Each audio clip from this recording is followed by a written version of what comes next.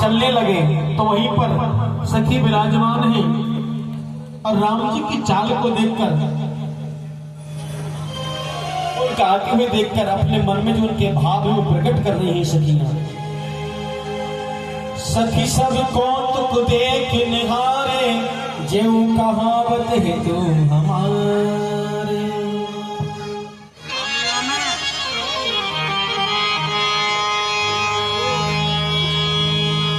कौना बुझाए कहे गुर पागी, ऐ बालक असि हट भल नाही। आश्चर्य, महान आश्चर्य। आज विधिराज ने अपनी पुत्री जानकी का ये विशाल आयोजन, जो यहाँ सभी भारतवर्ष के सभी वीरों के द्वारा उपस्थिति में यहाँ संपन्नता की ओर जा रहा था, लेकिन जो विधिराज ने वीरता की शर्त ये रखी कि धनुष का खंडन जो वीर करेगा वही मेरी पुत्री जानकी का योग्य वर होगा, तो क्या बात किया। लेकिन यहाँ देश के सरकार के सभी राजेंद्रगण मूक दर्शक होकर के बैठे हैं। सदानंद गुरुदेव के लिए कोई ये कहने वाला नहीं कि आज एक पिता का पुत्री के लिए, सुयोग्य पुत्री के लिए ये जो स्वयंवर रचाया, जिसमें आप सभी को हमने आमंत्रित किया, अनुकूल व्यवस्थाएं दी, हमसे ये सब क्या अनर्थ हुआ, क्या गलत सोचा एक बाप ने। वीर कहते हो धिक्कार है, ऐसे वीरों को लिए इससे तो अच्छा वीर नहीं होते तो अच्छा था। लेकिन ये सब मूक दर्शक होकर के देख रहे हैं महाराज, अथाह विरह सागर के अथाह सागर में डूबे जा रहे हैं। लेकिन किसी भी वीर को कोई चिंता नहीं। दासी महारानी जी, यहाँ सभी राजेंद्रगढ़ बैठे, लेकिन मैं महाराज से जाकर के ये कोई सूचना दे। हे सखी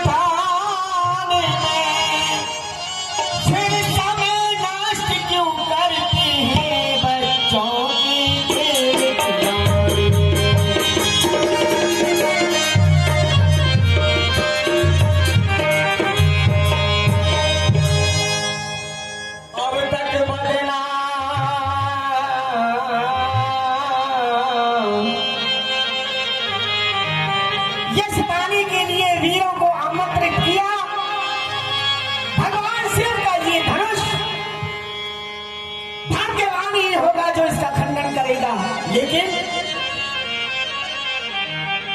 यहाँ कोई वीर, ये नन्हे बालक रावण और बाणासुर जैसे योद्धा भी मस्तक हो चुके, नतमस्तक हो चुके चले तो इन बच्चों की क्या मिसाल।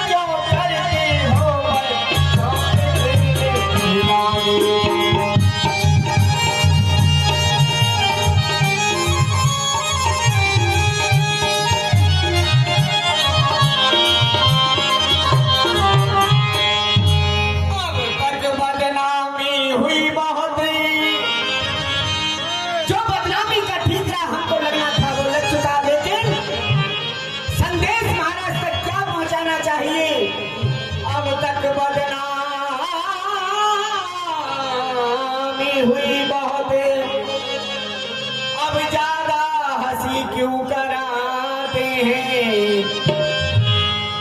सीता का योग्य वर देख करके सीता का विवाह कराते हैं।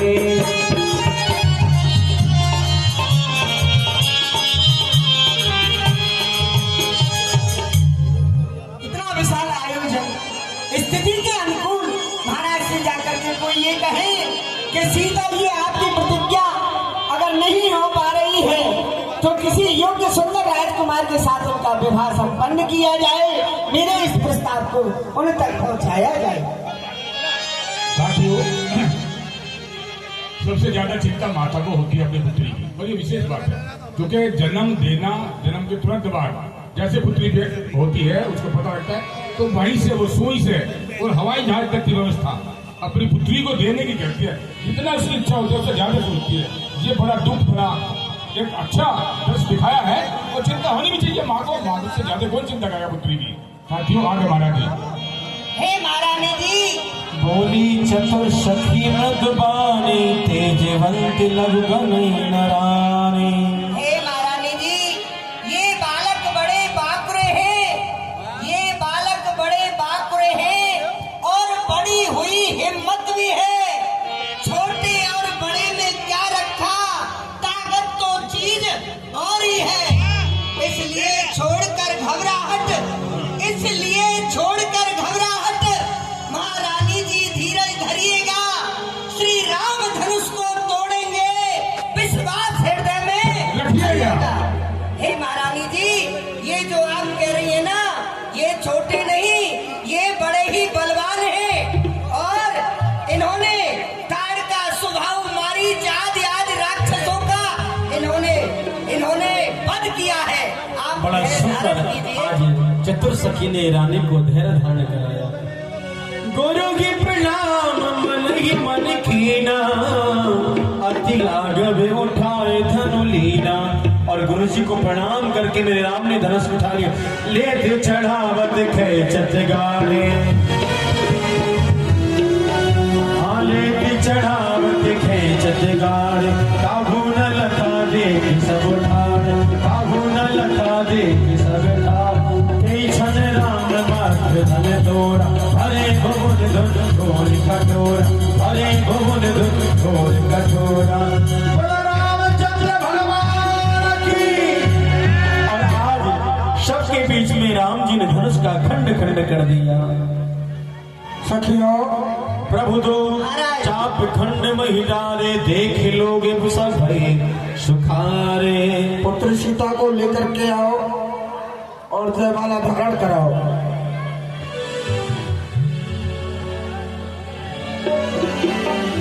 जयमाला।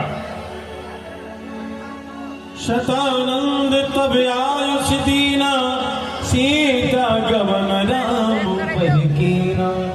और आदेश पाकर के आज माता सीता जी अपने हाथों में वरमाला लेकर राम जी को वरमाला पहनाने के लिए आ रही है।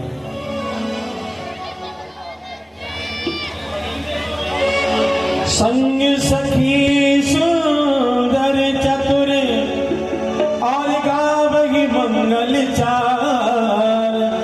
गबनी बाल मरान गतो सुषमा संग अपार। सुंदर सखियां मधुर गान करती आ रही हैं। अब ऐसे विशेष सूचना जो आज का आकर्षण है, अभी लक्ष्मण परशुराम संवाद होगा जो देखने के लायक है। वास्तव में ये सोना तो रोजाना का ही है, लेकिन शायद ऐसा दृश्य ऐसी ये दोबारा ना मिले। एक सूचना मैं पुनः दे रहा हूँ, कल को सही 8 बजे चैम्बर धर्मशाला से बारात शुरू होगी। विजय द्वार, चौधरीवाड़ा, हनुमान चौक, बजरंग मंदिर और उसके बाद दीक्षित हॉस्पिटल जाकर खत्म होगी, वहाँ आरती होगी। सभी लोगों से निवेदन है कि सब लोग बारात में सम्मिलित हो और उसके बाद भोजन व्यवस्था नाश्ते की जैसी जैसी होती रहेगी बीच में लेते रहे। धन्यवाद।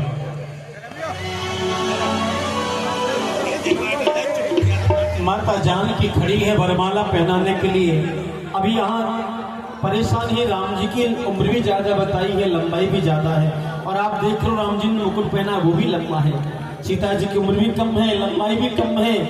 आखिर अब माला पहनाए तो कैसे पहनाई? तो चतुर सखियों ने निवेदन किया है।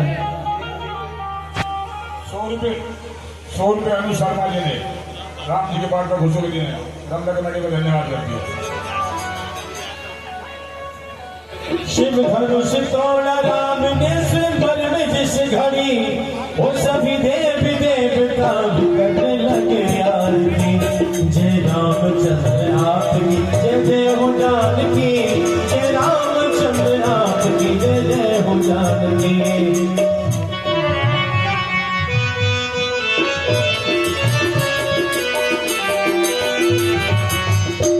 कुछ झिझकी और मन में सीता ने विचारा, झिझक रही है माता कैसे पहना है। कुछ झिझकी और मन में सीता ने विचारा, आंखों ही आंखों में किया लक्ष्मण को इशारा। लखनऊ को इशारा कर रही है, शेष के अवतार मुझे दे दो सहारा, भूलूंगी नहीं उम्र बड़े साल तुम्हारा। कुछ देर के लिए को उठा ले, ये भाभी तेरे भैया को माल पहना दे। लखनलाल तो हंस रहे हैं, कितनी भोली है, पृथ्वी को उठाओगे तो क्या लाभ मिलेगा, लेकिन पहली बार आदेश किया है। इतना समझ के लक्ष्मण फौरन हुए खड़े, श्री राम जी के चरणों में जाकर के गिर पड़े। वो श्री राम जी के चरणों में जाकर के गिर पड़े। गिरते ही चरणों में समाधि सी लगा ली, वो जय रामचंद्र आपकी जय जय हो जानकी। और आपके समझे देवर भाभी के इशारे को श्री राम जी भी जान गए दोनों की बात को, सर नीचा कर उठाने लगे लखन भ्रात को। और जय श्री राम जी लखनलाल को उठाने के लिए झुके, इतने में सीता जी ने वरमाला पहना दी।